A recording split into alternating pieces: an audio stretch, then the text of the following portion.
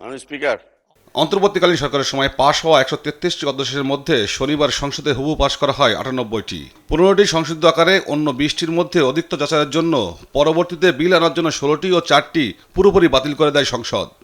মাননীয় স্পিকার, রবিবার সচিবালয়ে সংসদে পাশ হওয়া অধ্যাদেশগুলো নিয়ে আনুষ্ঠানিক সংবাদ সম্মেলন করেন স্বরাষ্ট্রমন্ত্রী সালাউদ্দিন আহমেদ ও আইনমন্ত্রী মোহাম্মদ আসাদুজ্জামান।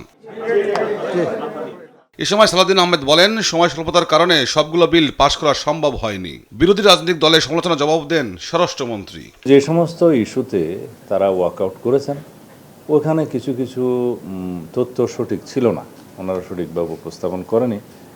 হয়তো তারা সরকারি দলের উপরে বিভিন্ন বিষয়ে দোষ চাপিয়েছেন, কারণে তিনি মনে করেছেন ৯১টা না হয় প্লেস হলো, ১৬টা প্লেস হবে না, বাকিগুলো গেল কোথায়। বাকিগুলো এই ৯১টার মধ্যেই অন্তর্ভুক্ত, তিনি হয়তো এটা খেয়াল করতে পারেনি। মানবাধিকার কমিশন, গুম কমিশন ও বিচার বিভাগের স্বাধীনতার বিষয়ক বিল প্রসঙ্গে সরকারের অবস্থান তুলে ধরেন স্বরাষ্ট্রমন্ত্রী। সুপ্রিম কোর্ট সচিবালয় এবং সুপ্রিম কোর্টের বিচারক নিয়োগ আইন, এগুলো স্টেক হোল্ডারদের সাথে আমরা ব্যাপক আলাপ আলোচনা করব।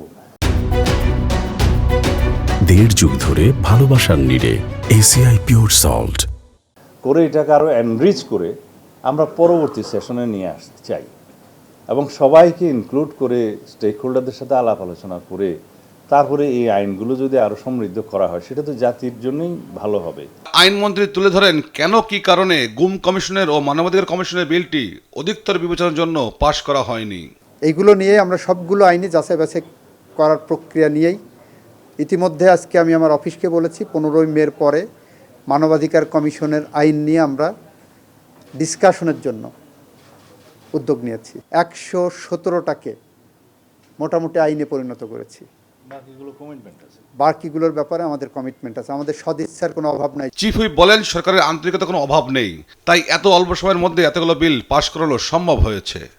নেতৃবৃন্দ যদি কোনো আপত্তি উত্থাপন করতেন, তিনি কি বলতেন যে এইগুলো রাখছেন কেন আপনারা, অধিকতর যাচাই বাছাইয়ের জন্য পরবর্তী আমলেনটা আনলেন কেন, রাখলেন কেন, বলতে পারতেন। তা বলে না, সিদ্ধান্তই আমাদের হয়েছে ইউনিভার্সালি যে আমরা এগুলো আনবো।